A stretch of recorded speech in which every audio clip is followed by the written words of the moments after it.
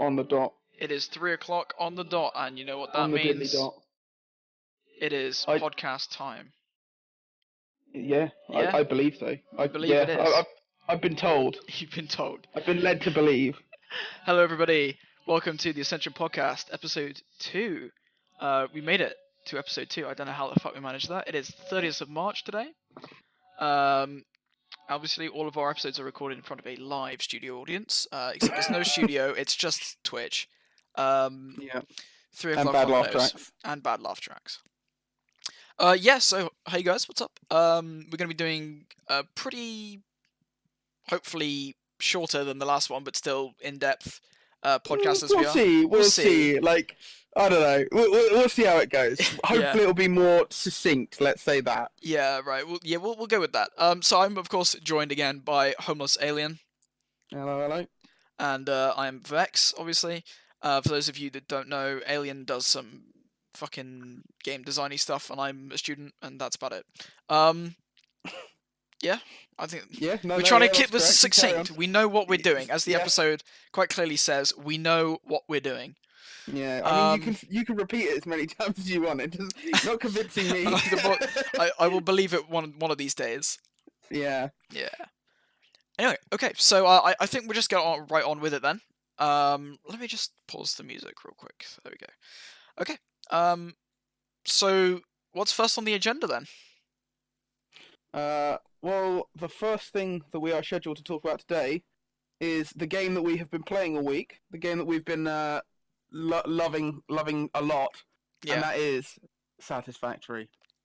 Satisfactory. Wow, what a game. Oh my dude. This game. Oh my dude. What a game. Yeah.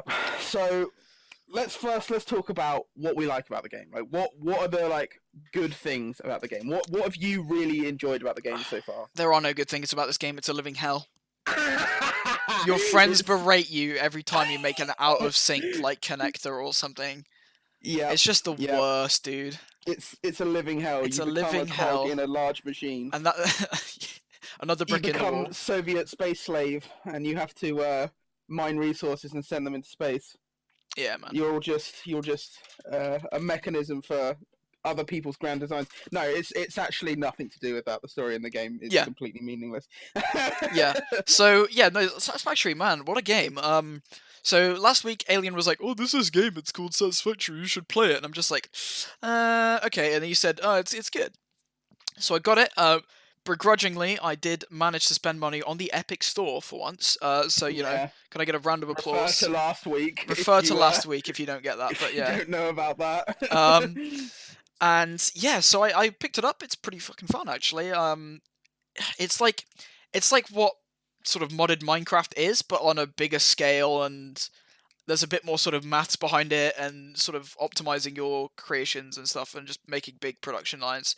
So it's sort of like a bigger version of modded Minecraft, I think, and it's still in early access, of course. So, but I just really enjoy the sort of when it clicks, you know, it's something just like, okay, I need to do this and this to get this, and then you do the thing, and it's like, oh shit, it works.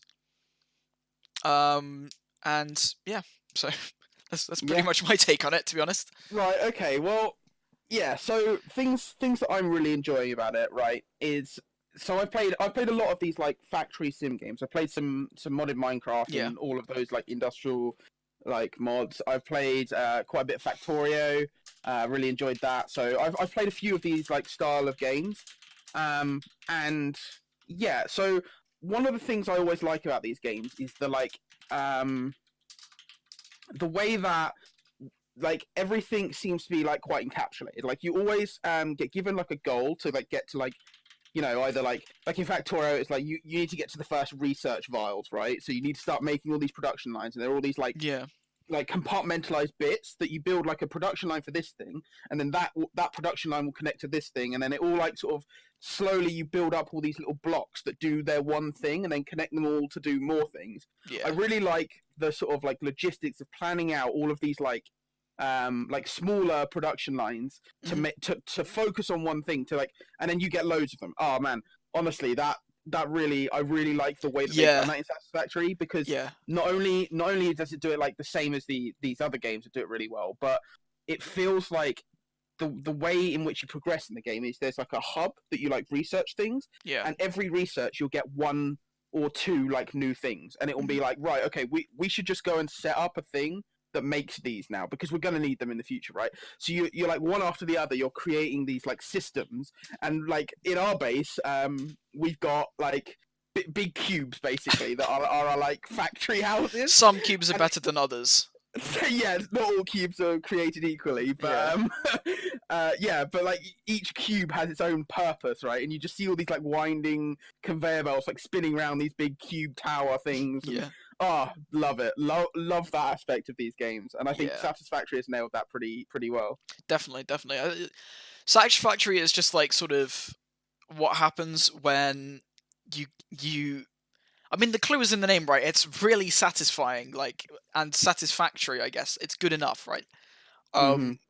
But it's not. It's really good when you just sort of make a massive production line. You see all these like bits of ore or bits of like plates or whatever coming down on the production line, and then of course like you can build something, and like I found out, you can build something very poorly, and then you spend about 5 years being berated by your friends, and then you realize that no, actually, okay, I can make this better, and then you work to improve it, or at least you theoretically work to improve it. But yeah, I really like it. It's a good game. Alien's dead. Rest in peace. There he goes. Gone into the ether. Oh god. Oh no. Discord's dying. Alien?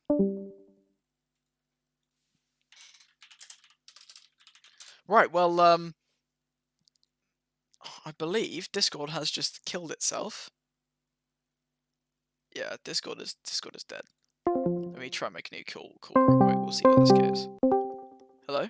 Hello. We're back. Discord decided it wanted to shit itself, apparently, but we're back. Don't worry. Very professional. We know what we're doing. Hold on 2 seconds. Discord is still a bit wonky for me. Give me 2 seconds. Sure. Cut to commercial break? Or maybe not. I don't know. Yeah, give us 2 seconds, guys, just to sort this out. Obviously, Discord is Discord. It's the most unstable piece of shit in the world. Skype is probably better.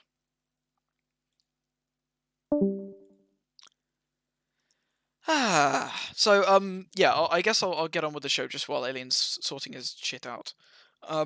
So, yeah, so things Satisfactory does right, like I said, it's good when everything clicks, right? And the progression is done really well in Satisfactory to the point where it feels like you're progressing, but it's not like an arduous task to be able to progress. Do we have Alien back? Yes, I am back. Sorry, I don't know what happened there. Like the Discord sort of connection went, and then when I rejoined, the audio was like so quiet. Anyway, nice. Sorry. Yeah. No, so I was just saying like progression in Satisfactory, like you were saying with the hub, right, and all that stuff, like, and different bits of research where it feels like you're always progressing and you're always like working towards something, but it doesn't feel like grindy because it's like you make these machines, and although you need a lot of components, you make these big factories that can churn out loads of these, like materials or whatever, and you just get to the point where it just sort of, I don't know, really, I don't know how to explain it.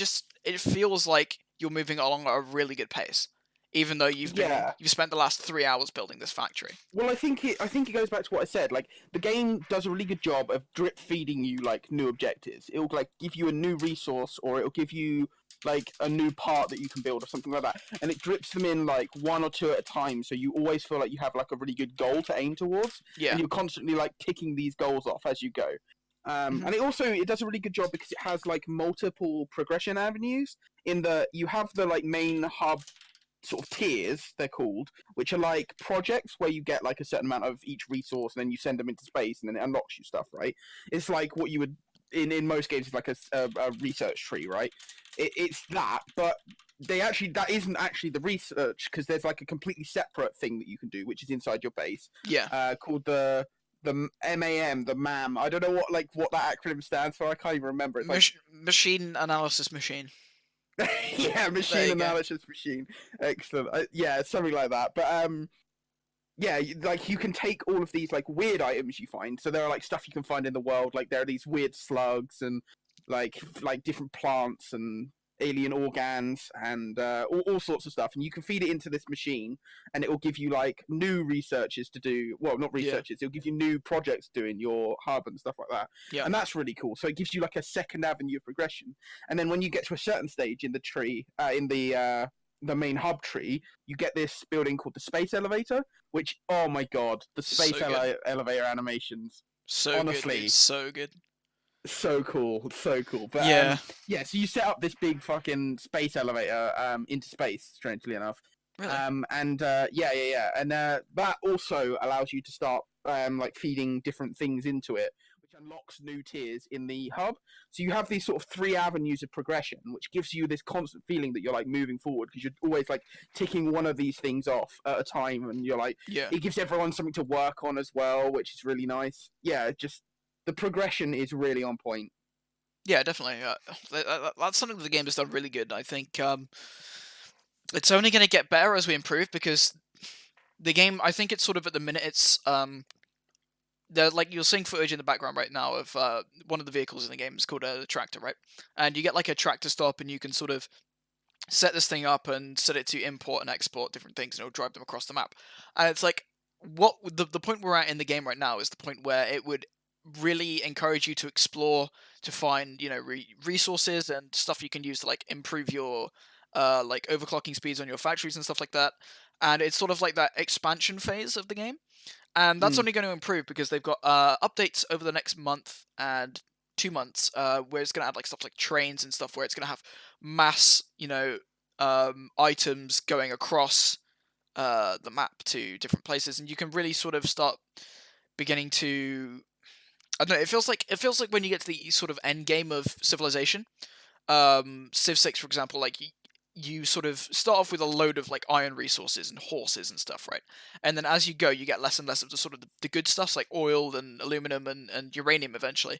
I hope that's what they do with this game because it will encourage you to sort of explore, and that's one thing that we sort of have done, yeah. and it's not always successful. Like which is a good and a bad thing, I think. So we had to go and find some coal next to some iron to create steel because steel is 3 coal and Yeah, 3 iron in a so this machine, is right? one of the really cool things that it subconsciously does in the game, right? So as Vex is about to say, the steel in this requires two types of metal, right? So there are certain like alloys that you can build, and inadvertently this forces you to explore because you want to find some of these nodes that have the two metals that you need to mix like close to each other so you can set up a production without having to like ship one of them across the like planet to get to the other, right? And Yeah, that like in itself does like you wouldn't think, oh, I have to make this material, this means I need to explore, but it sort of inadvertently gives you that goal. And yeah, like stuff like that is really intelligent game design that like doesn't just say like you have to go really far away because this thing is really far away. It says you need to find two of these things, and they happen to be quite rare, so you end up looking around quite a lot to find one. Like yeah, that's a really good way of designing the game so that it doesn't just feel like you're like yeah. being forced to do things. Yeah, it's good because like in games like Minecraft, right? You can just go underneath your base and you find all of the materials you need. Really, you don't have to go anywhere except for Mm, like in the end game stuff we want to find. Stuff like the end and the Nether and all that sort of stuff. But like in this game, because the resources like big nodes that are scattered all throughout the map, this footage you're seeing is of our sort of second outpost base, which is about 2,000 meters away from our main base. So yeah, I had to go like 2 kilometers to find a good scenario to increase efficiency, and even then the this base is like right next to the coal deposit. The iron deposit is being fed in from a conveyor belt about 300 meters away from here. So that's 2,300 meters away from our base is where that iron comes in. So and like that's it's like not a the good best. situation as Yeah, well. Like that's like a good scenario. 300 meters is actually not that far. Yeah, but like it's a massive testament to game design when you can sort of it's like an exploration game, and so is Minecraft. Minecraft's an exploration game. You don't explore until the end of the game when you actually like need to go and find like a rare building or something, or like a fortress or whatever. With this game, it's totally different because we're like in probably early mid game, and Yeah, at least for like what's available right now. If like in the end sort of release version, this will be still early game, and we're already having to explore. miles and miles away to actually find the items that we need to actually create a decent thing, and then worrying about how we get those items back, like I said with the trucks and stuff, sending trucks back to base and automated stops. We yet to figure that out. It's just it keeps you pushing forward, and it keeps you exploring, keeps you interested. And we started in sort of like a grassland on like the edge of a forest, and there's a desert nearby, and this is a completely different biome. And that's something you said to me the first time I played this game, is this map is absolutely massive. Yeah. So this is a really cool thing as well. Well, I don't know actually. This is a strange thing. Like there was a lot of discussion about it when the game first came out, but they've opted. The developers, Coffee Stain Studios, have opted for a crafted map, i.e., the map that you spawn into when you start your game is not randomized.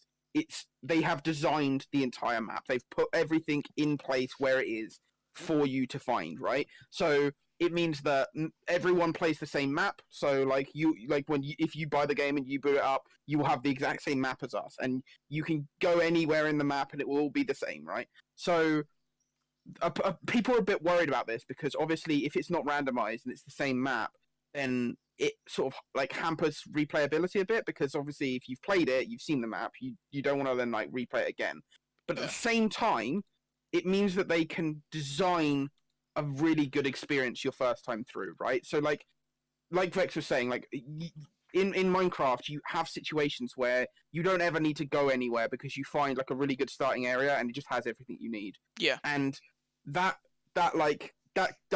can like impact your experience of the game. Like randomness is great for certain things, but it can have negative impact, right? Yeah. And I guess you could argue it's like down to implementation as well, like how they do it, but randomness is a discussion for another day. But the advantages of having this static map are that they can design these scenarios where you have to go like a certain distance to find a certain ores, or like you're going to need these slugs for overclocking, and they can put them in little puzzle areas where you have to like figure out how to like jump along some rocks and then chainsaw a tree, and you have to do like specific things to get these slugs, right? And you need them for overclocking, and there's all these little like Easter eggy sort of like puzzles and stuff you find in the world, and all these little secrets, and that wouldn't be as good an experience if it was randomized. You wouldn't get the same sort of like, you wouldn't come across them and be like, oh, this is awesome, look, I found this thing, it's like a little puzzle. You wouldn't get that as strongly if it was randomized. And I mean go on. So I was just gonna say, so I'm actually I was sort of on the fence about the like static map when I started playing the game. Right. But I'm more on the side of I see why they've done it now, and I actually quite like it. Yeah, I think the best thing about, for me, like, so there is an element to procedural sort of generation and an element to crafted stuff, and then there's like sort of where the two collide. Like the one example that springs to mind immediately is Star Citizen, right, where you have these sort of outposts and areas and sort of like general areas which are constructed. But then the general map is sort of like they've created some tools where you literally just randomly scatter, debris and rocks and bits of cool stuff all over the planet. So there's a sort of a mesh between the two, and I think to keep the game fresh, they would need to. Obviously, it's the same map, but it's randomly generated. But they've like in this game they've crafted the entire thing. Like everything is put in a place for a reason, and you sort of see that, right? There's sort of, you're like, oh, how do I get up to that area? And then you see like a convenient sort of rock ramp that goes up to it. You wouldn't get that in a procedural thing. Or like there's some vines or like something. Yeah, exactly. There's exactly. always a way to get there. Yeah. And I'm not saying like every encounter with these overclockable green slugs that you have to pick up. Every encounter is not going to be the same. There are different enemies and stuff, but there's only so many. But what it does do is it allows for the developers to like directly control how like the experience is, without saying, oh yeah, it's procedural stuff, so you're kind of buggered because you can't get to that slug because there's some tree that's decided to grow in the way of it, right? And so just having that sort of level of detail, but also sort of, I don't know, like lore. I say lore, but thought behind the map is something that I think this game does quite well. Yeah, you can tell that developers have put like effort into the way certain things work, and that's nice. Yeah, definitely.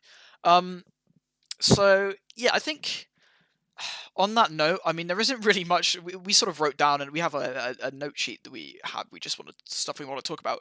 The next note is things we would change, and can't really think of anything I would really, really change in this game. Like at the moment, whether it's in early access, it's obviously hard to say, but I think there Yeah, are like the certain game is things where always it's evolving, isn't it? yeah. So So like anything we say, oh yeah, this needs to change, might have changed in a month's time, and we'll just sort of be scuppered. There is a lot of obviously as the sort of indicative nature of early access games there is always the sort of argument that there are bugs in this game, obviously, and it's not. It's pre-alpha, like they've said, so keep that in mind. But there are a lot of multiplayer bugs. Like there's an enemy that is like a big sort of blue plant. I just cannot see it. It does not render for me. It renders for Alien just fine, but like in multiplayer when we're yeah. playing together, it just doesn't render. There are little things like that. Well, it's not quite game breaking, but it's just kind of annoying because you're walking through, you're building a like this base was built about 2 meters away from one of these enemies, and I built the base. So I had no idea it was there, and an alien was like, "Are you sure you want to build here? There's this massive like enemy that spews gas at you," and I'm like, "Ah, okay, Yeah. this is a And problem." I sent you a screenshot of this giant cloud of Yeah, noxious fumes like yeah, pluming outside the base. But yeah, like obviously, yeah, things we would change. It would be less buggy, right? Like yeah, obviously, and obviously, that's why it's in early access. Like, is to address a lot of these issues, and that's like goes without saying. That's fine. But I actually do have a couple of gameplay suggestions that I would change because I think they are kind of oversights. yes, And the first one of those is handcrafting stuff. So right, the way in which you upgrade through this tier system is you dump a load of resources into these like projects, and most of the time, the amount of stuff you need for these projects can be handcrafted in 5 minutes. If you have the raw materials, you can just sit at a crafting bench and craft all of them in 5 minutes. And that most of the time is the quickest way to do them. If hmm you're not like setting, if you like, because obviously when you set up a production line, if you set up those production lines for all of the bits and then fuck off for like half an hour to an hour, yeah, you'll come back and everything will be there and you just hand it in straight away. Obviously, that's like you could argue that's the quickest way because all you have to do is pick it out of boxes. But like if we're saying you start from scratch and you have to either set up a production line for all of these things or you just grab all of the stuff in your backpack and sit in front of yeah, a crafting bench, the crafting bench is quicker. And I think that is a real issue. Like the way that Factorio does it is crafting stuff in your inventory is so slow. It's possible, but it's incredibly slow. So it like incentivizes you to set up those production lines yeah. instead of trying to do it on your own because it's a lot easier and a lot more like efficient to actually go and set those things up. Yeah, I And think that's that probably is something I think they need to change. And I think they can do that in two ways actually. I think making it harder to craft stuff in your inventory is one way, or just making it so you need a lot more stuff to hmm to complete these projects so that it's not as easy to just craft them because you need so many of them. yeah. I think I'm kind of in a similar camp to that, but in regards to that, I think one of the things that they need to think about is the sort of early game thing, right? Like if they make it too hard and you can't like do anything in the early game because there's 5 like sort of tutorial levels you have to get where you have to craft different things and set up miners and stuff. Yeah. That's all well and good, but if it's going to take ages for you to be able to craft any of that stuff, that's a problem. And so I think one of the things they could do is I don't know. Mm. I feel like one of the things I initially thought about this game is why can't I just set a value to craft and then press a button and it takes a while to craft them, right? And I think that's something that you said that they do in Factorio, I Yeah, believe. it is how it's done in Factorio, Yeah. yeah. So doing it like that, but then maybe taking it a little bit longer, because literally the first thing Alien said to me is, "Okay, find something heavy to weigh down your spacebar and Yeah, just it sit was. back and do nothing for about 2 minutes while everything crafts." And I don't know. That doesn't feel good to me. You No, should be able to well, just this set is something exactly and what then I'm just saying. walk away, and it will be done by the time I get back. Well, this is the other. This brings us on to the other issue that I have in that the tutorial, like where it's trying to teach you in stages of like, right, craft this, this does this. Now craft this, this does this. When you're trying to just like go and set up, like you get to like I don't know, it's like the second or third like tutorial like tier. They're all in like tier 0, but you do them in like stages. And you unlock like smelters and what are they called? component crafters or whatever they're called. Constructors. Constructors, that's it.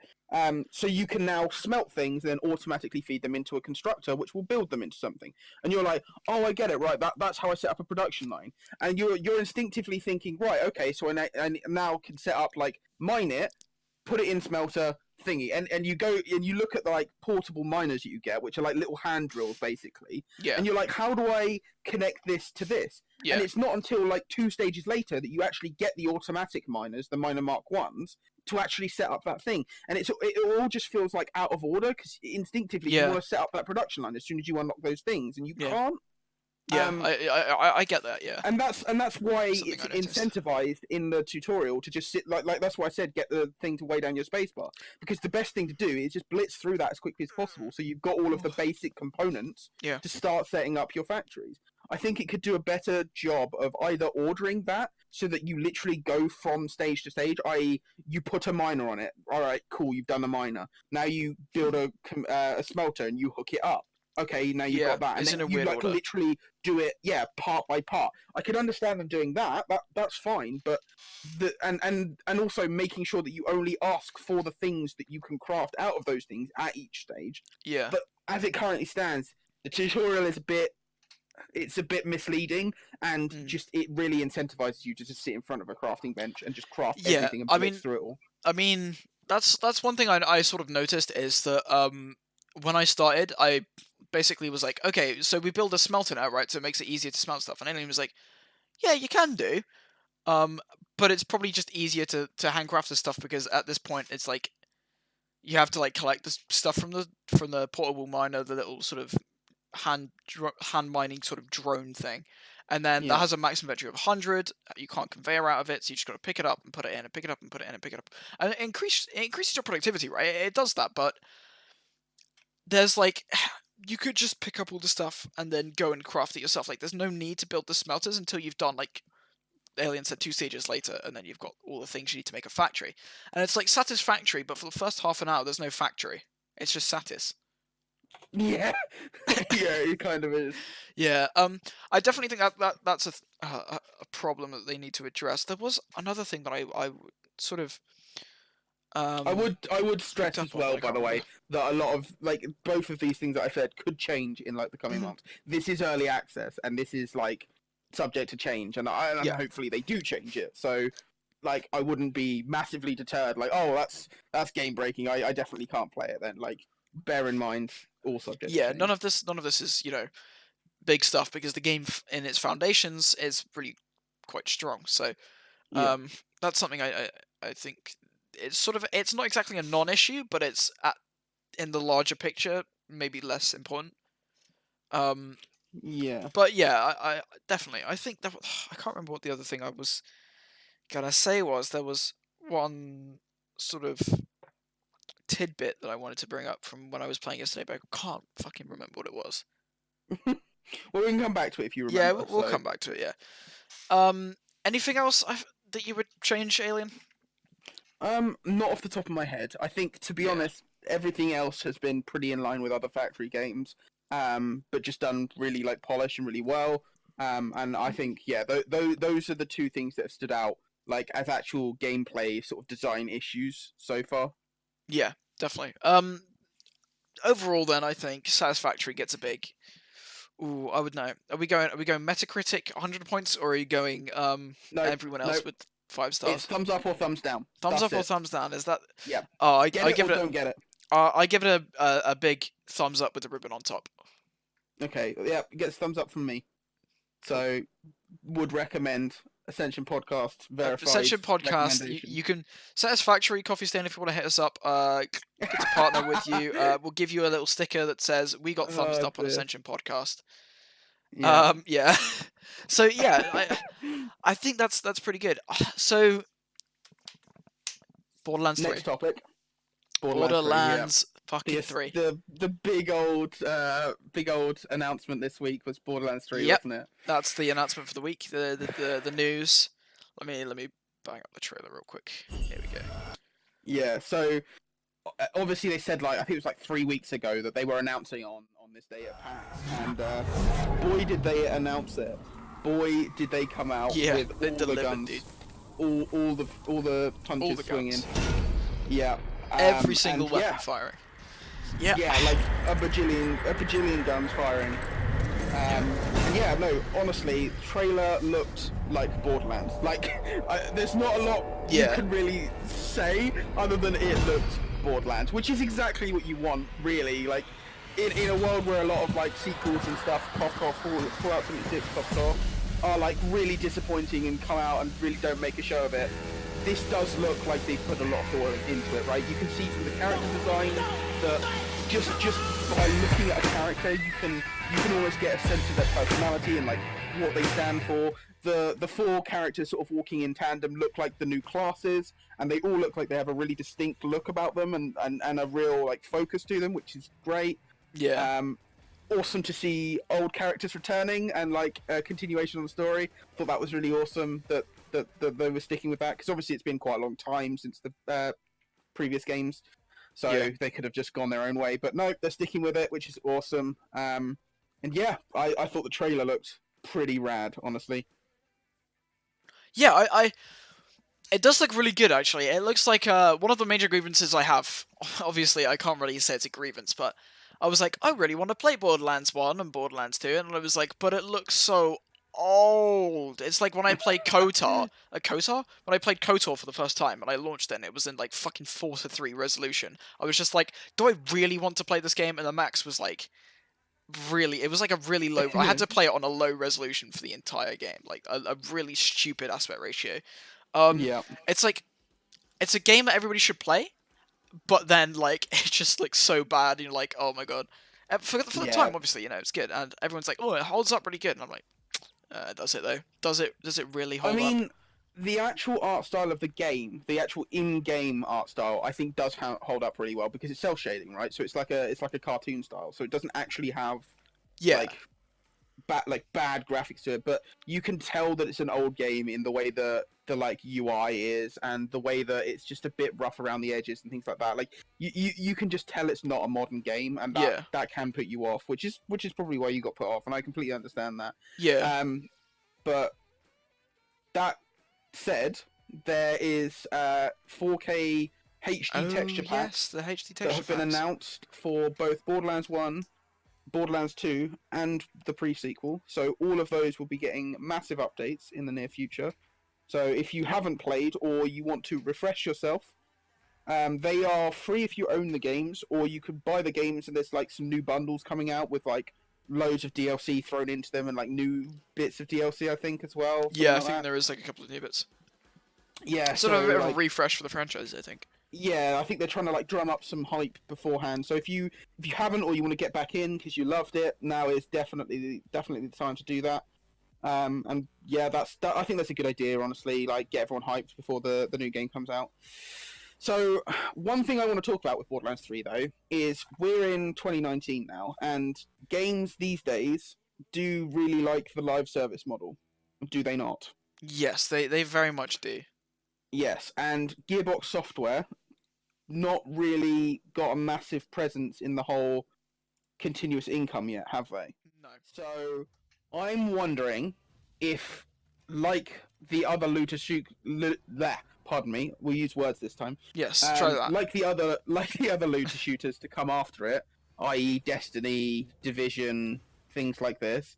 They've all gone for the sort of MMO light route, haven't they? They've got like an end game, and they've got like a reason to keep coming back, and they've got then like microtransactions as well to keep you paying whilst you're doing that. DLC packs that like sort of extend those end games and stuff like that, right? Yeah. Is that the direction that this Borderlands is going to take? Like, there's been no real like talk of that, and the trailer also doesn't really go into it. But I get the inkling from like the fact that in the trailer it shows like all these different worlds, right?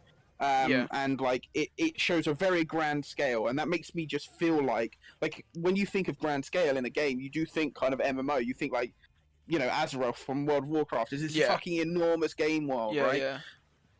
Kind of makes me feel a little bit like that. And I was talking to some people, and I was like, do I necessarily think this is a bad thing, right? And I came to the conclusion that I quite like live service games. I like the fact the game is continually relevant. I can keep coming back. Because if there's something definitely I like playing, I want it to. Yeah, I want to keep playing it, right? Yeah. And if So if it, if it I'm sort of not falls out of grace, then there's no point in really booting up again, and that's when a game dies, I think. Yeah. And so I'd quite like. Well, I don't want to say I like it because I might eat those words, right? But Yeah. I don't feel against the idea of them going live service with it, right? Right. Because they even in Borderlands 2 and to some degrees Borderlands 1, they kind of had the end game sort of pseudo there because they had these like massive bosses that you had to have like played New Game Plus to kill, and Yeah. like you could obviously there was like New Game Plus, New Game Plus Plus, and you could keep sort of playing and getting better loot and stuff like that. Yeah. So they kind of they touched on it a little bit, and I think that's where these sort of Destiny 2 and Division and stuff have sort of picked up and gone more into that. Yeah. And I really hope that if they do go down that route, they just like learn some lessons of their precursors and just chill out on the microtransactions. Honestly, like Yeah. I had this discussion with you a couple months back about the Division 2's loot box system. Like Destiny, you don't need us to tell you. Like you've probably heard it on any sort of news outlet. Like how egregious those microtransactions were for a while, and yeah, they've got better, but they're not ideal. Like there's still a lot of content Yeah. that could be in the game. I think that's it's just something that unfortunately we have to, as much as I hate to say it, we have to sort of live with it because it's just become so commonplace. I think the thing is with microtransactions, right, is that there's a difference between it's being used to support the game and it's being used to fill the pockets of the CEOs and the big stack bollies of the companies and whatever. And I think there may come a time when microtransactions, if they're done right and they're sort of balanced out and a developer needs to, they can implement them and get more money from their game, and as long as it's not like anything groundbreaking, like fucking if you had the sort of Clash of Clans model in this game where you can buy gems to make stuff go faster, it's like fuck off. I don't want to buy your shit ass gems. yeah. I don't want to be a part of a game that has this completely egregious like offer to its players where it's like, oh yeah, you can fucking skip half of the game just by doing this. And that's one of the biggest gripes is like, you know, buying boosters and stuff in online services, is that it's designed to make people spend money to not play the game. And it's like, Yeah, I've yeah. that that said, like it kind of it's not even that really. I think it's more to do with the fact that they intentionally elongate the gameplay to make you buy the boosters. Like they intentionally make the game feel longer and feel more sort of like drawn out, so that you skip the like the drawn out sections that they intentionally draw out so that you buy the boosters, you know. And that's a whole discussion, like the whole monetization in games and like the way that they're doing it and stuff like that. But like we won't get too deep into that at the moment. But all I'm saying is I'm worried that if they do go down the live service route with Borderlands 3, that might come with it, and that could really ruin it. So I would like the live service model, but I'd like it to be a really nice one that doesn't have microtransactions, which really is asking for a unicorn. But please, sir, hey, can I have some good game? yeah, what? Right. Yeah, no, I doubt it's gonna happen. I mean, no, but it depends. Like, I don't have trust in developers anymore because of stuff like EA, right? EA has ruined my trust in developers and my sort of foresight, and so I'm like, I could say, oh, Borderlands 3, fuck yeah, it's gonna be like the best game, and it's gonna be so cool to its consumers, and it's gonna, you know, not do any shady shit. But now that EA's like, oh yes, you thought that Battlefront 2 was going to be a good game, and look what we did to it. Look how they massacred my boy. Like, I now have no confidence in basically any developer, and I sort of had a de facto sort of standard that like, okay, well, developers are cool. Like, you know, if they're doing this, it must be for a reason, right? And I'm just like, I really don't want this to fuck up. It's not like I want this to be good, as I don't want this to be bad. You see, the thing is, I don't even think it's EA at this point. Like, I was on the same boat as you. Like, I don't know, if you'd have asked me a year ago, I'd have been like, to be honest, for the most part, even like Activision, to the most part, I've been like fairly chill with actually like delivering gameplay over anything else. It's EA that was leading the charge on the like bad practice. But yeah. It's come out of the woodwork now that it clearly isn't just EA that's leading that like charge and holding that torch. Like obviously we've seen with Bethesda and Fallout 76, we've seen with Activision. Oh, that was the with, like, worst. Call of That was Duty. actually the worst. Yeah, we've seen with like Blizzard canning Heroes Esports and like chopping their dev team in half just because they weren't making all of the money in the universe instead of just some of the money in the universe. Yeah, Like it's bad. I don't mean I yeah, know Activision Blizzard it's is bad. the same company, but Yeah, whatever. Yeah. I mean, I think if I have any confidence in any developers at the minute, it would probably be. I've, if you asked me this question last year, I would have said, "Oh, Valve," because Valve were always doing cool shit. Do you remember that little card game they released? I don't think anybody really remembers that, apart from like No, Pepperidge Farm. Um, but yeah, no, fucking, I can't even remember what it was called. Artifact. Artifact, that's the fella. Artifact. Do you want With to know some fun monthly facts about players of like Artifact? 300. It has 0.01% of its original player base still active. Man, The value of the Steam marketplace of it has yeah. decreased by 88%. So all of the cards and stuff have an Wow. average decline of 88% since release.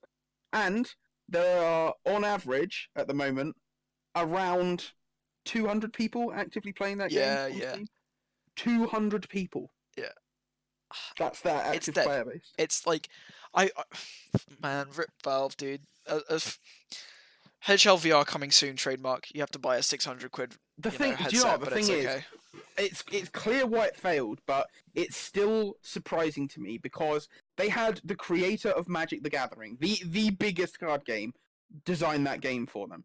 They had all of the opportunity for like the game to be fucking golden, but then they got greedy and they charged for the game, and then they went with a traditional card economy, i.e., you can trade, you can sell your cards, but you have to buy cards from packs. There's no like free cards. You can't have one and have the other. You can't have your cake and eat it, right?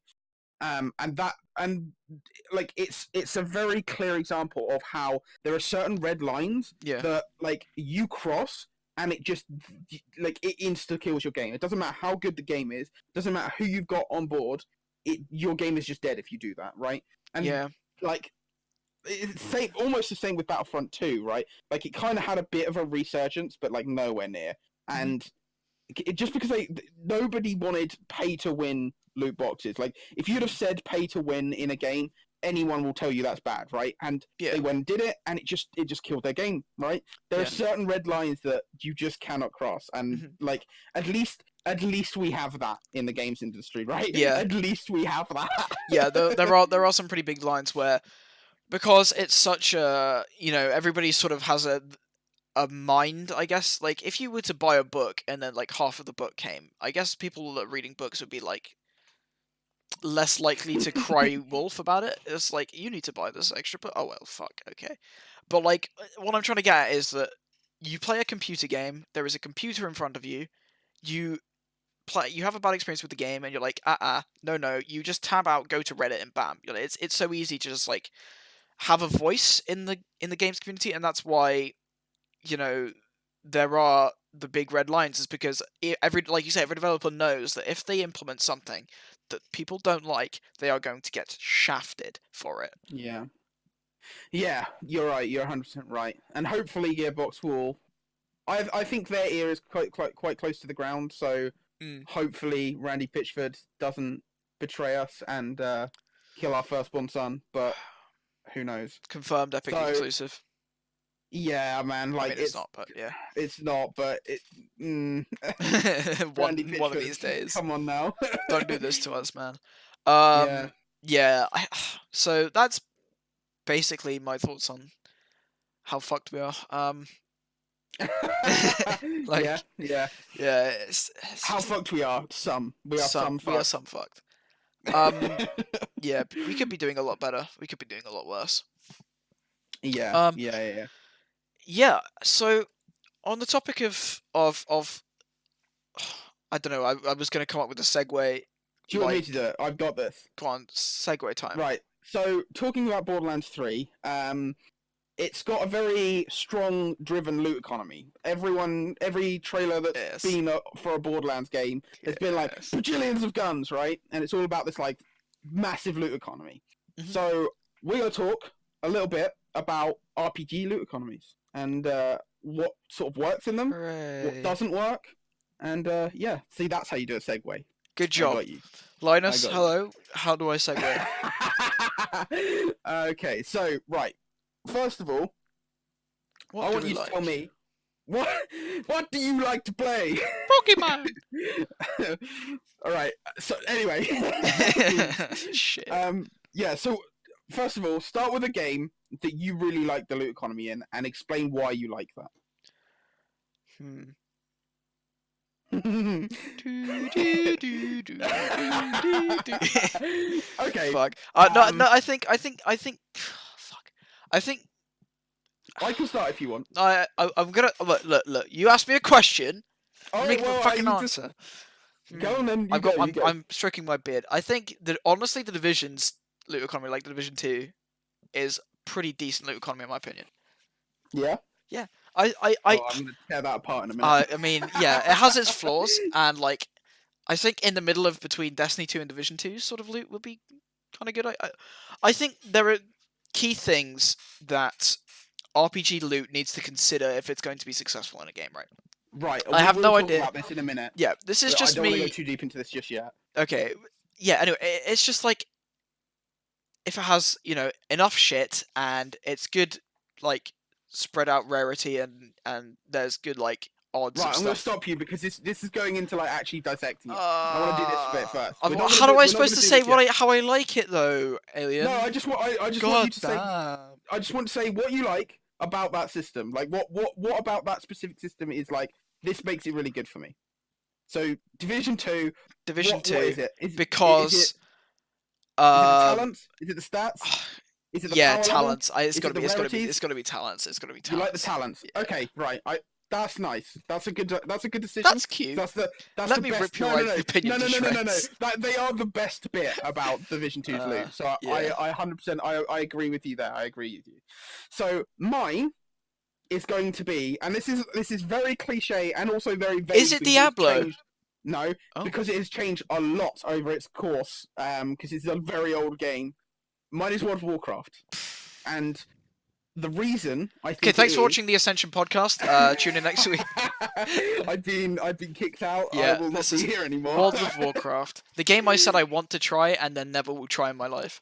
Yeah. So the reason I think that World of Warcraft loot is good is because of two very key reasons that I think a lot of loot systems either miss or don't fulfill completely, and that is a good sense of progression in acquiring the loot and an interesting design of that loot, right? So not only do you want it because it is progressing you in this game, but it's also really interesting, so you want to try it. Those two things are the two crucial pinhooks in RPG loot systems, I think, and surprisingly large amounts of games miss those two, in my opinion. Okay, so let's actually dissect some of the more in-depth sort of parts of the system, right? So let's list what we think are the different aspects. So in my opinion, there is the sort of we'll call it power level. It can be lots of different things in different games, right? Call it gear score in Division, you call it item level in WoW, whatever, right? The actual intrinsic like level of the gear, like how powerful the gear is, right? Yeah, that's one. The stats, let's say, that gear has. So like the actual numbers and how it interacts with your character and what it does to you, right? Mm-hmm. Extra functionality, right? How it improves your character's ability to play the game by expanding on that. Right. So in Division 2, that's the like talent system where it gives you like unique benefits, or in WoW that's like set bonuses or equipped bonuses or cooldown usage and stuff like that, right? Yeah. Those things that actually impact how you physically play the game. Yeah. And then lastly, there's rarity, which I think is actually way more important than a lot of people give it credit for.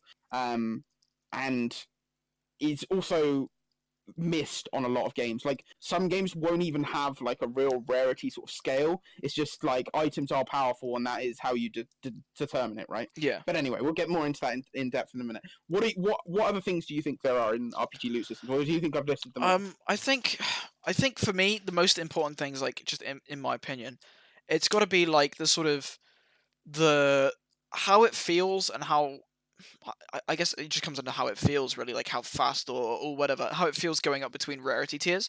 Like the sort of interim period when you're like, oh shit, I'm getting these better items now. Like I'm getting better So rarity, raid rarity items. Yeah, so that's And rarity. yeah, and the amount of loot, like the loot pool of total what can roll and what models and like literally everything about again, like just how much shit is available to be rolled, while still Right, maintaining like sure. not everything is got to be like. So what, complexity of loot? Is that what you're Yeah, I saying? mean how Okay, Anthem so how yeah, I'd Anthem say does it right, that's where it's like every single little thing is fucking has like a random talent like thing on it, right? Like with the Division right. 2, there are There some is a stat static for stats. everything. Yeah, Yeah, yeah, yeah. but Okay, I see in the what you mean. So Division yeah, 2 complexity. there is like a roll set, but it's still like you get certain guaranteed sort of minimum rolls, I guess, per like the Okay. rarity or whatever. And the special loot, like the stuff at the top end of the tier, it's again that's really rarity, but it's like the stuff at the top end of the end game where you're like getting these pieces, one for completing a mission, like gear set stuff, for example, where it's making a Yeah. difference to how Okay. you play. So But basically, yeah.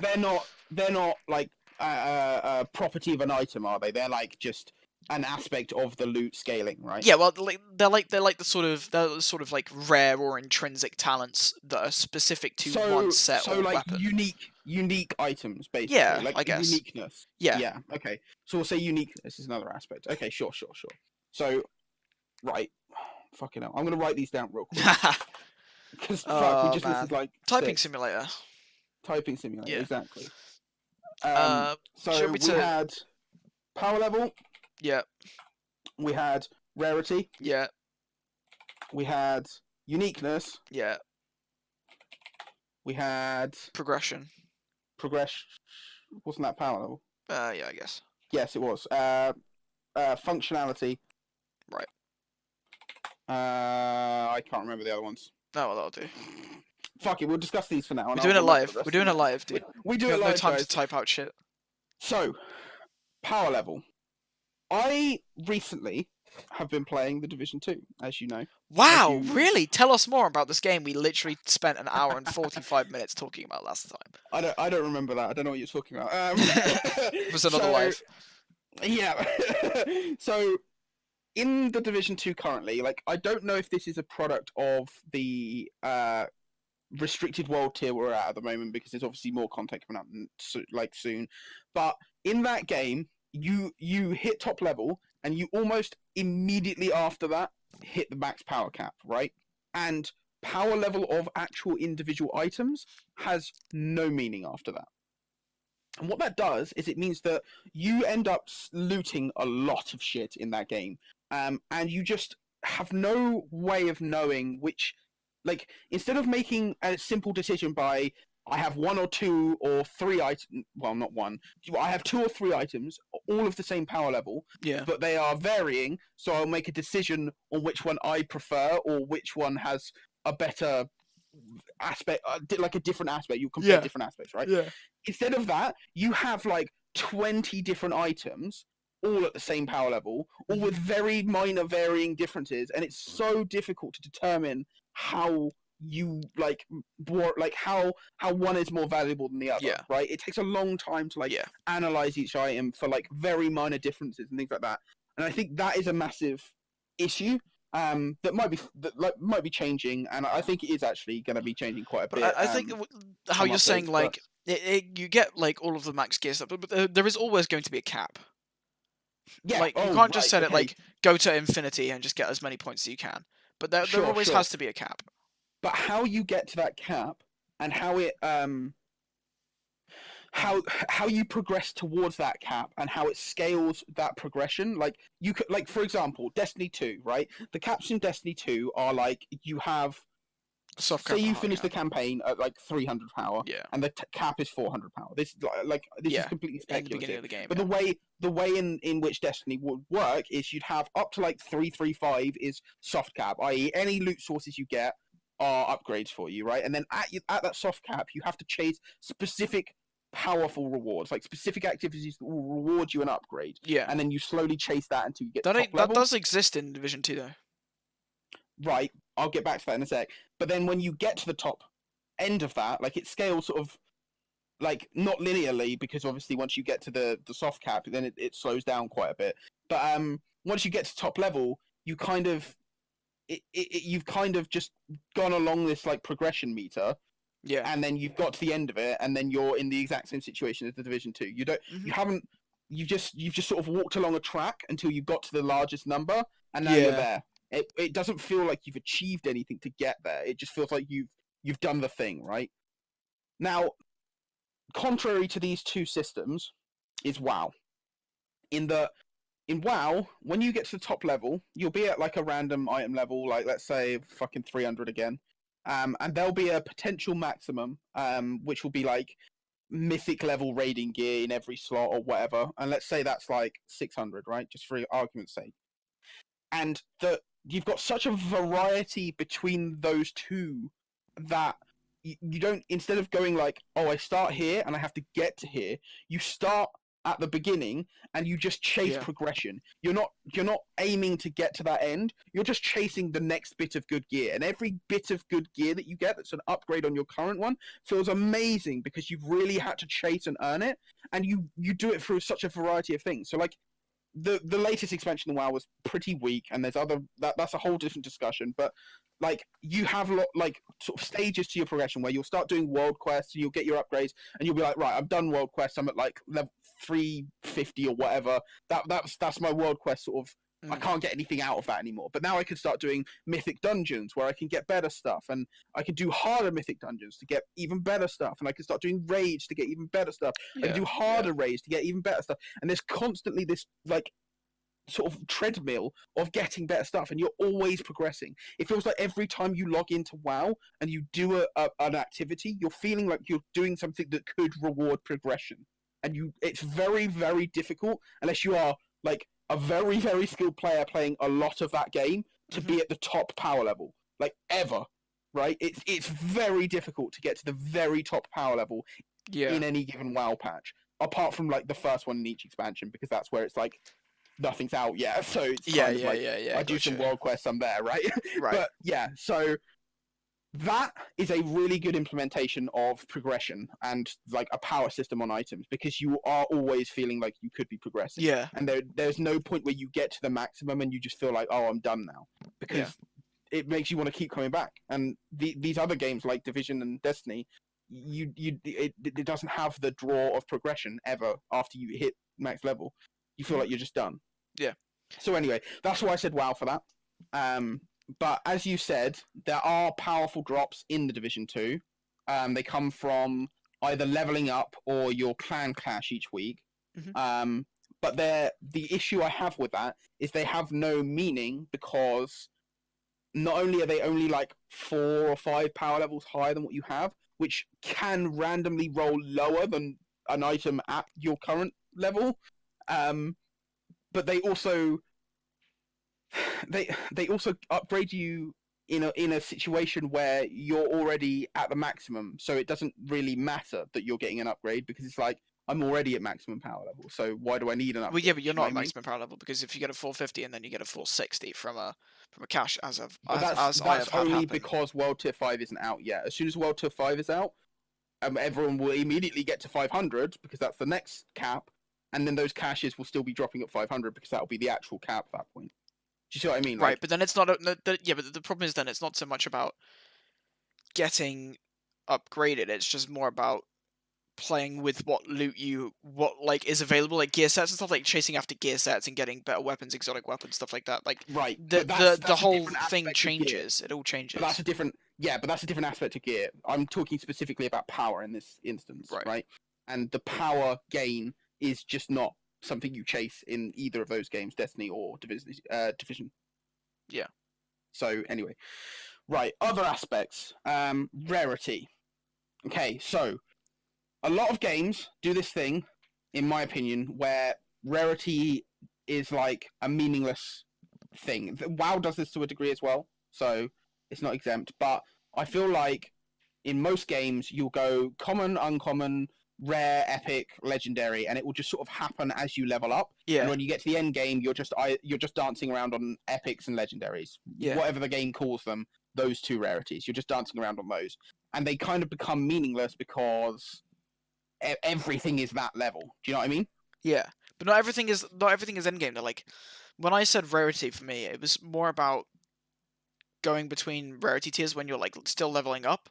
Like it's such a good feeling when you're like, oh shit, I got like the best stuff. And obviously in games like Division 2 there are gear sets and exotics, well, not at the minute gear sets, but there will be gear sets There will and be, yeah. exotics. And like you're still gonna have that sort of oh shit moment where I got this like really rare item or whatever, and it's still great, right? But like rarity for me is more an early, like a non end game mechanic. There's not really an early game mechanic because like when you're still leveling up, take for Division 2 for example, while you're still getting from level 1 to level 30. And in that instance, like getting between rarity tiers is actually like considerable, but obviously when you get to the end you're only getting like the high end stuff, which is sort of all anyone would really expect. I think Destiny 2 does it where you get blues and purples and then you get exotics, but exotics is sort of their own category Same of as exotics unique. in Division 2. Yeah, but they're their Yeah. own unique category, and so you still are dancing around with in between purples and blues, and you're dancing between yellows and pinks in the Division 2 and all that sort of stuff, but like rarity doesn't mean anything past endgame anyway. That's So there's exactly no, my problem. That's exactly my problem. but that's in every See, game, and I don't think that's no, no, something that no. we can avoid.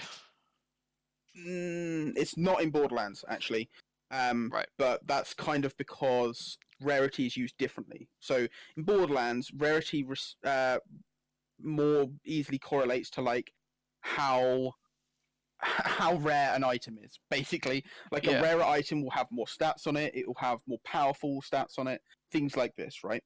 And I think that's a Yeah. much better implementation because currently, like you said, in most of these games, rarity isn't even a thing at endgame. You just equip everything because it's the highest rarity, and that's the Yeah. only things that drop for you. And that's a real missed opportunity because, like, not to say that the rarity climb when you're leveling isn't fun and shouldn't be there. Like, that's fine. Have that. Like, for example, in the Division 2, if I'd have been in commons for 0 to 10, been in greens from 10 to 20, and been in blues from 20 to 30, and then got to endgame, and then, like, there's 3 more rarities, like purples, oranges, and yellows, let's say, Yeah. right? That would have at least given me, like, some hint as to, like, what items are better, right? Because then I could have Right. had four 450 items, like, that drop for me, and I've had 2 purples, a yellow, and an orange, right? And I'd have been like, the orange is the best one there, and I know that because that's how the rarities work. So it will have more stats on it, and Yeah. it will have more power to it, or whatever. That's Even the though it's the thing that same power happens. level. No, it's not though. That's a big problem, I think, because you look at the drops in the Division 2, and there's already this weird like bug. So I'm not going to consider this a design fault in that because purples have less item stats on them, they roll higher than yellow items. Because yellow Right. items will have more stats, they roll lower, which is absurd. I don't know why that happens, but Yeah, I think that's we'll probably a bug. ignore Yeah. that. It's a weird thing that's going on at the moment. So ignoring that, let's say that they just like purples have less stats. Yeah.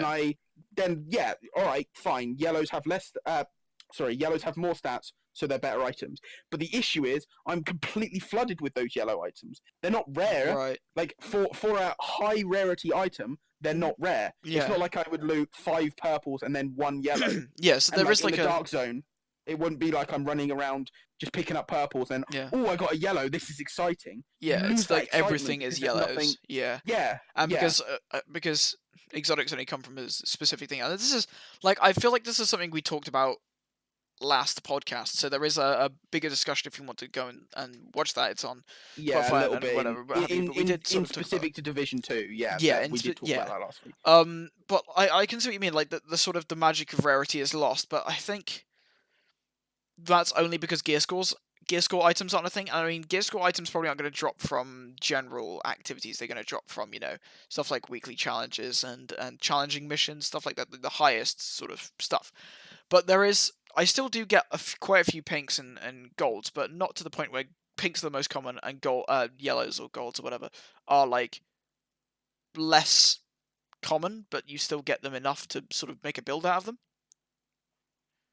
I know. Right. I feel like that's the thing that exists in Division 2. You're right, but I don't think that's really detrimental I do. per se. I genuinely. I think it makes loot less fun. It makes it less engaging, and it makes it less Yeah, exciting. but And I there are think. still, it's all relative. Like there are still ways in which you can get like really excited by loot, and that's from Oh the yeah, more hundred challenging percent. stuff. I'm just again. This is specific to this style of this aspect of loot, I like see. rarity. Okay, so the rarity, like the capitalizing on making loot fun through rarity in specifically the Division 2 isn't something that they've chosen to do, right? Yeah. It doesn't mean that the loot game in the Division 2 is bad. There are very good things about the Division 2's loot game, but that isn't one of them, right? Whereas, to be honest, in most games it's not either, and I think it's a massively missed opportunity. Yeah. Because you remember in the Division 2 beta that we played, when we were running around and we were all in blues, and then you'd see that purple drop, and you were like, "Holy shit, we have to extract this!" Like that excitement is Is something God. that is awesome, Yeah. right? That is gold, Yeah. and you really, really, really should capitalize that in the end game of these type of games. Anyway, Yeah. that's enough said about rarity. Next one, uniqueness, right? So uniqueness on items, i.e., specific items like in Destiny, the exotics that are like crafted items that have very Yeah. specific functionality. Exotics in Division 2, legendary items in World of Warcraft, things like this. Okay, and I Yeah. think on the whole, most of these games nail them on the head. They're always like really fun. They always have like, well, Really unique Destiny sort of 2 buffs to them and maybe stuff. not Yeah. so much. It has its moments, but it also I whiffs don't on a know. lot of Destiny them. 2, I think, actually has the most unique stuff. Sure, but it also has the worst examples, I mean, right? yeah, It also there are has the some. Karnstein armors. It also has the fucking like Yeah, all the there is a ones that I can't meta. remember the name of. There is a meta, and the fact that you can only like equip one of them doesn't really help it. Like you can only have one exotic armor and one exotic, so that like it like what's the word? It incentivizes you to only like find the absolute best of the best and not like try out combinations of different exotics. And I remember the first time I played Destiny 2, never played Destiny 1, but when the first time I played Destiny 2, I was like, oh, I can't try this and this to make a cool build. I can't do that here. And they're like, no, you can't. It's just one. So, well, what's the point in that? Because you get all this cool shit and you're like, you can only use one of these things. So you're obviously only going to use the most powerful one. And therefore, anything least powerful is not going to work. Whereas in games like Division 2, and I maybe WoW, I don't know. But in what I'm going off, in games like Division 2, you can have multiple, exotic weapons, and you can have trying multiple combinations of different gear sets. You can get a 2 bonus from one gear set and a 4 bonus from another gear set.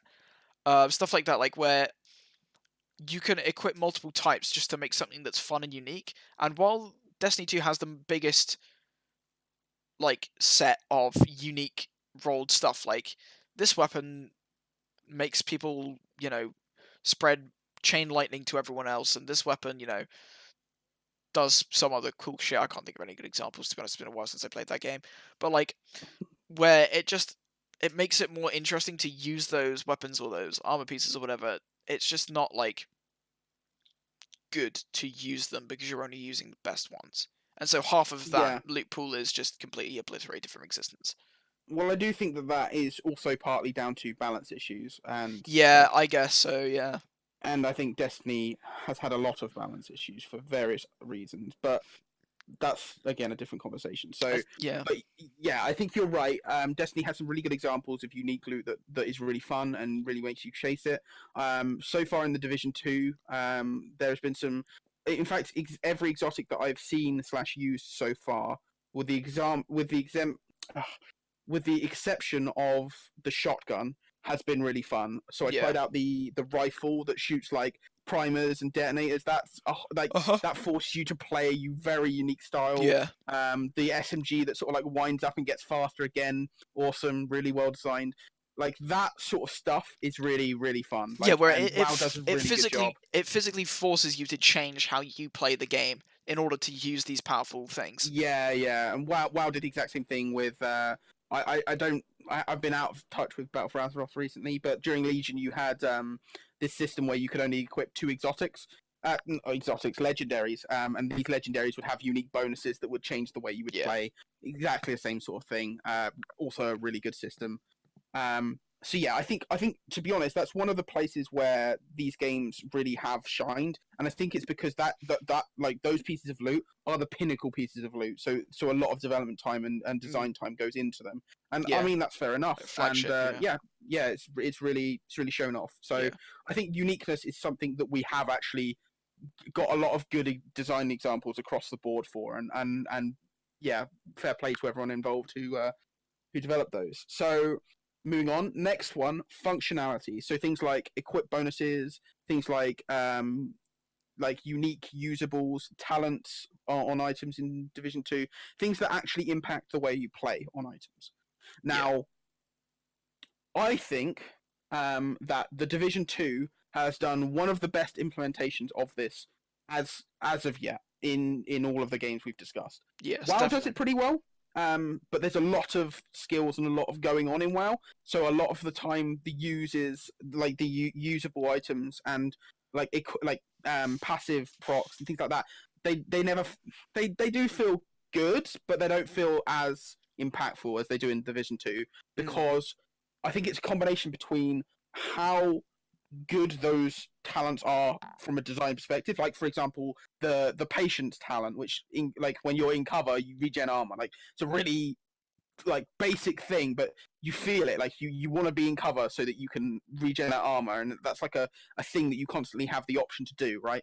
And pretty much all of the talents do these sort of things. They all give you something that you can sort of have in the back of your mind to start sort of playing yeah, around. And it means that not like it doesn't take away from the unique items because those unique items are still like one and none, right? Like yeah. they Like are the they're only the ones that do that very yeah, specific thing. and you can't like stack them or Um anything. They are like very specific. yeah.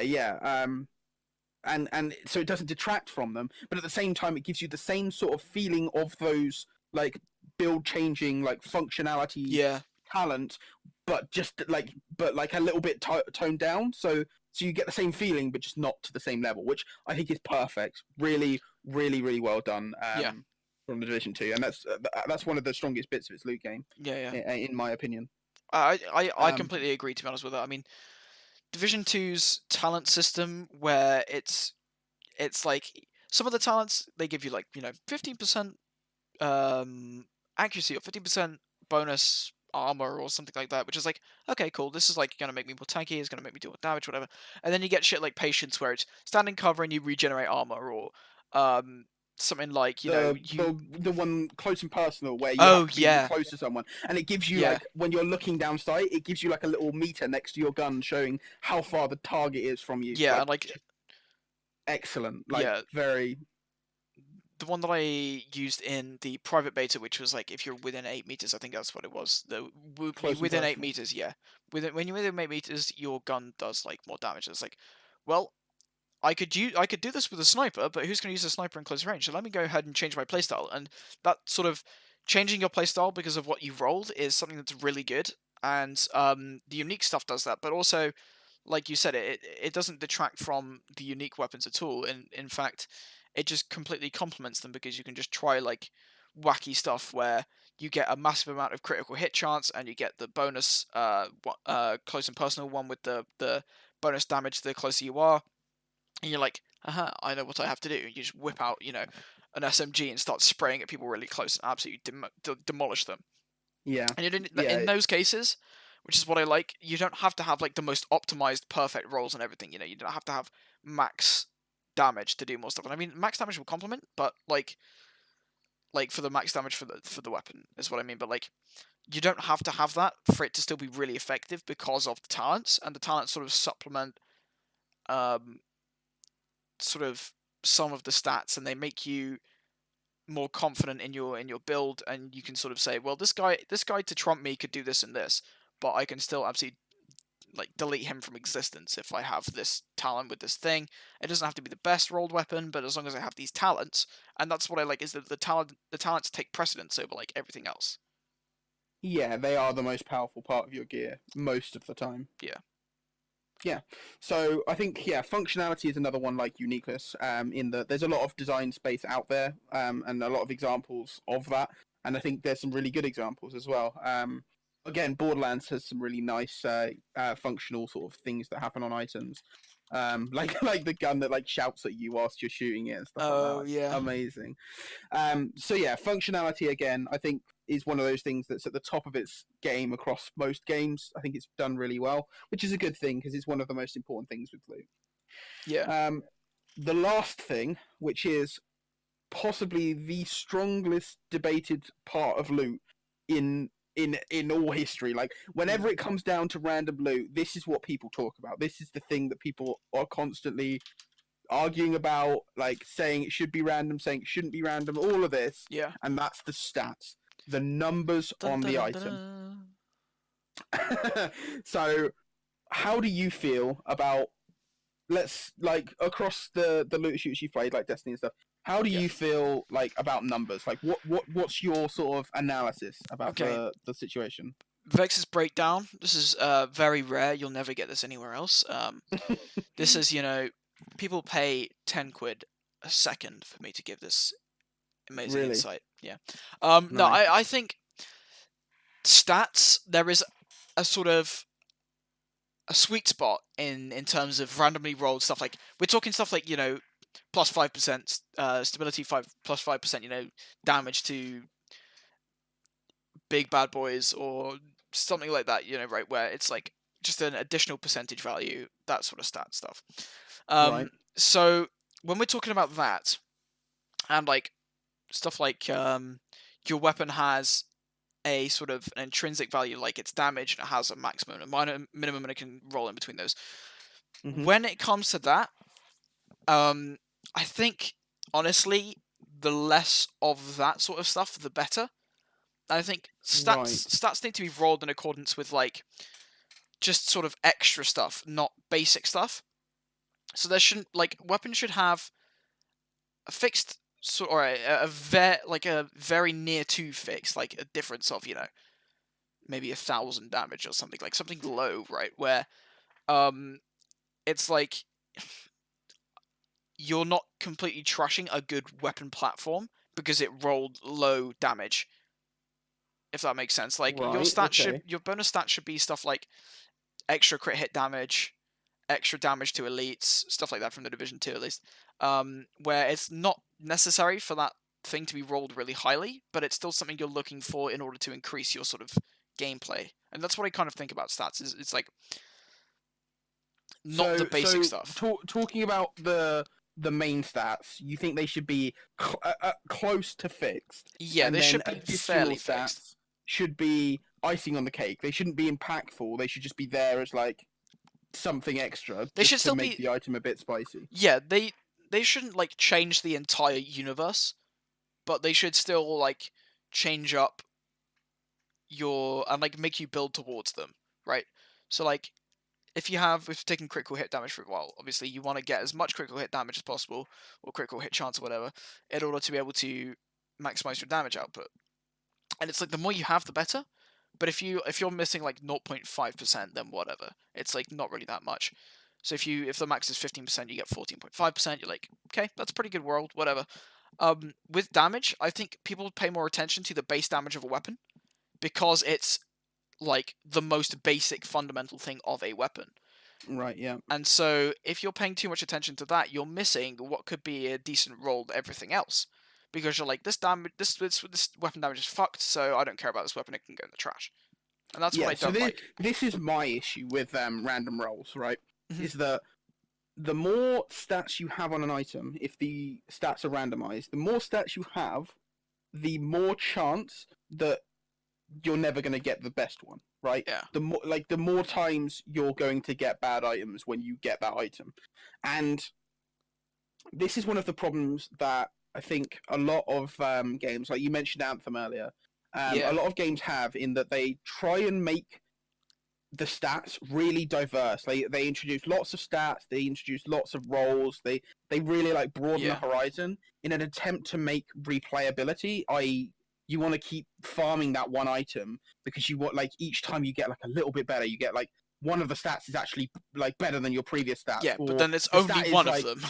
It's like you have the more capacity you have for like the more stats you have, the rarer and rarer it's going to be for that to actually roll well. And that's why, like, the recalibration Yes. station is really good in Division 2. Right. So before we go there, let me Yeah. because that is part of the solution to this is the way that the Division 2 handles it. But like we'll put a pin in that for just a second.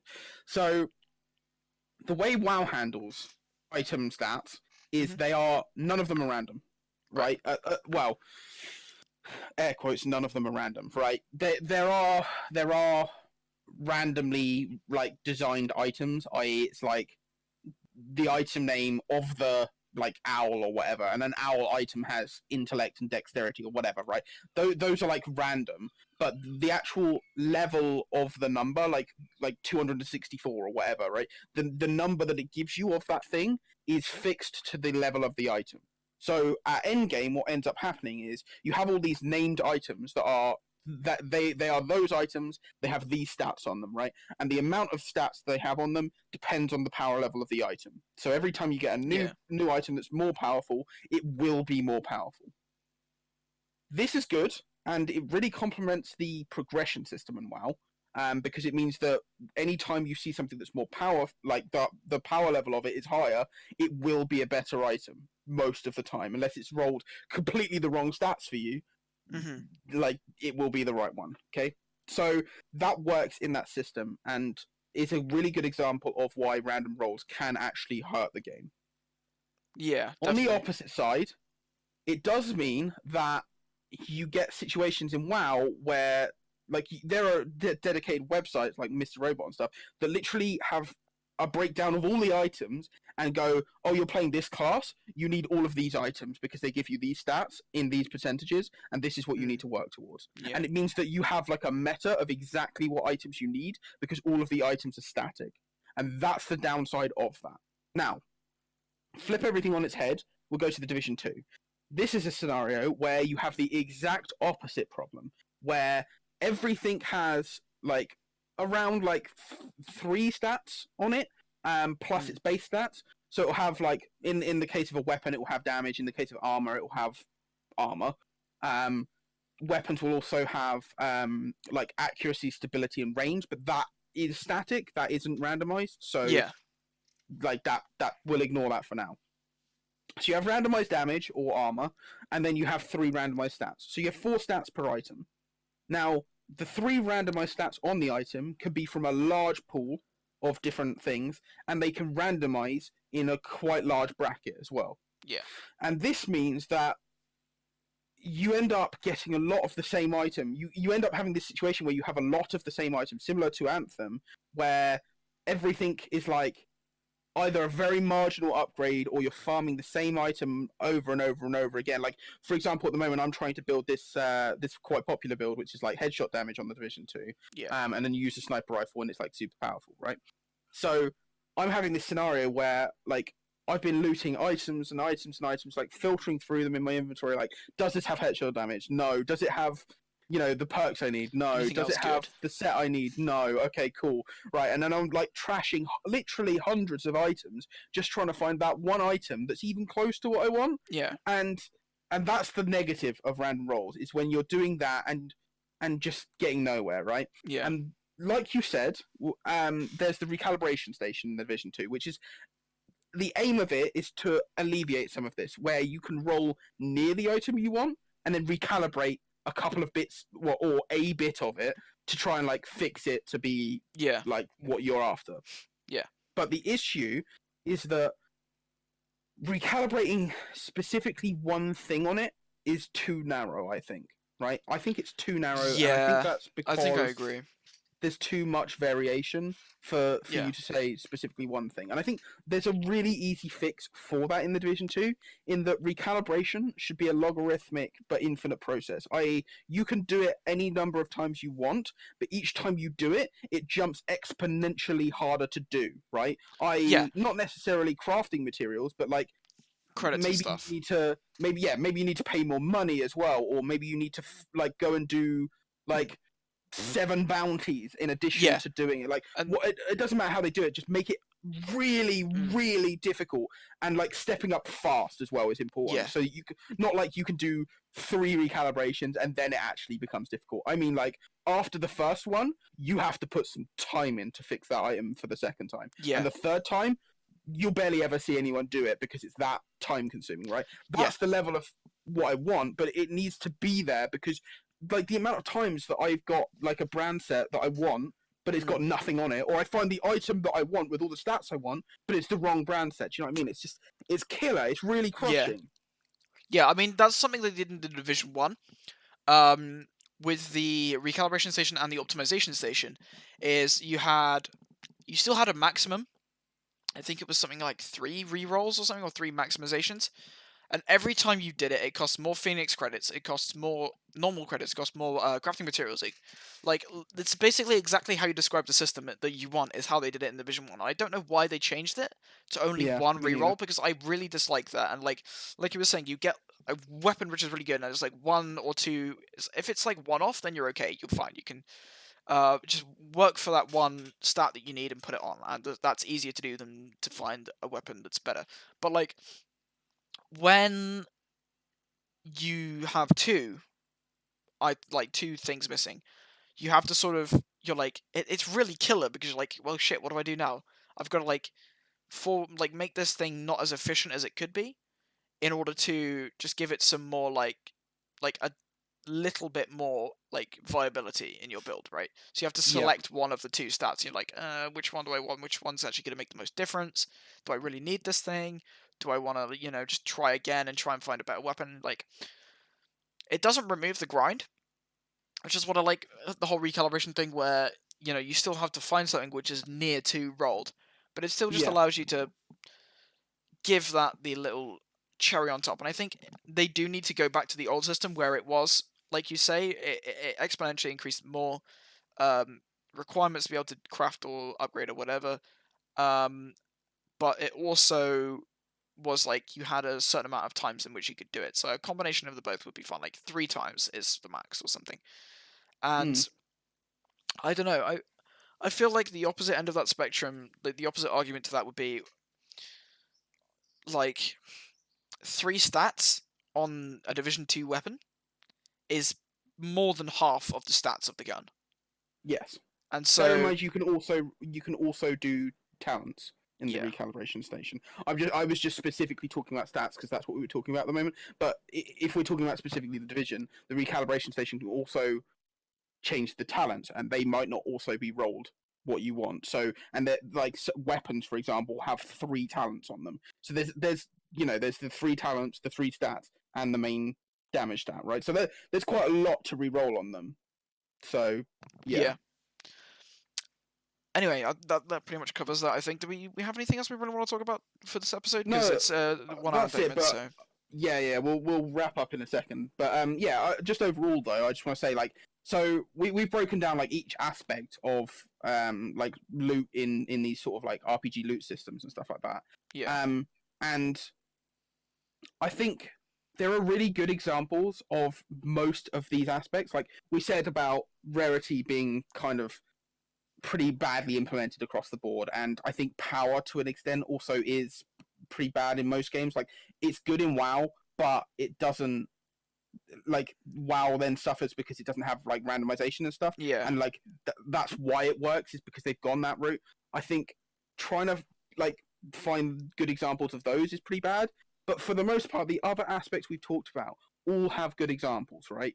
So yeah, how is it these days that we still have games that don't learn from these lessons? Like if we can spend, half an hour breaking down these 5 aspects of the systems and like analyzing what's good about them and what's bad about them, yeah. it boggles the mind a little I bit. think I think Why? it's just sort of like I think it's a bit of a power triangle, really, or a power pentagon, or whatever. Like, Yeah, where you move the slider to the left more, and then the right stuff on the right is diminished, right? And you move it vice versa. Like, you can only have aspects of certain parts of the loot system, and I think that's you don't like that's not necessarily how you have to do it, but nobody's really innovated it enough. And I think one of the things is like if you have a lot of random rolls, then you might forsake those random rolls for like a big variation in drop, like how we've seen like loot pools, right? How we've seen in Anthem, where there's a lot of stuff that you can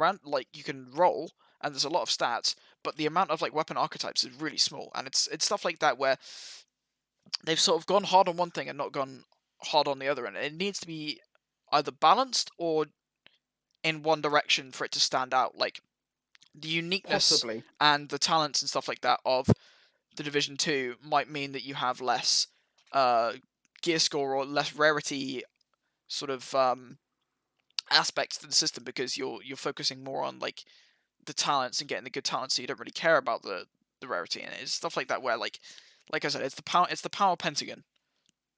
I don't personally. I don't know if I agree with that. I think that there's enough design space and there's enough like if you put enough work into it, there's got to be the solution there. Like you've got the like pros and cons of each of them. There must be a way to make it all There sort must of be, click together but correctly. I mean, yeah. But and what I'm saying, all I'm saying is of it. there are these massive development studios with like hundreds of employees, and they still haven't sort of like brought all these lessons together in one sort of like conclusive like this is it. This is the example of loot done right. Yeah, and it just I think there must be some reasons behind all of that, but it does make you wonder, and for me it definitely does make me think, and it's sort of what inspired us to discuss this today. So anyway, I so need to get on with it. Yeah, so make something that works. Yeah, they need to make a good game. Developers across the world, if you could just make a good game now, that'd be great. Thanks. Yeah, that would be really nice. It would shock the world if a developer made a good game. Anyway, that is the end of the Ascension podcast episode 02. 02 is the number. We're going with that. Okay. Yeah, so thanks very much for watching, everybody. If you've been watching live, appreciate you. If you're watching on any of our other distribution means, we have Castbox now. We also have Spotify, and the VODs are up on my YouTube channel, youtube.com/VaraxinHD. As for Alien, do you still have anything? Do you have anything at all you want me to plug? No. No. I'm just around. He's around. Yep. That's the catchphrase for Alien. Alien. He's around. 2019. Yeah, I'm around.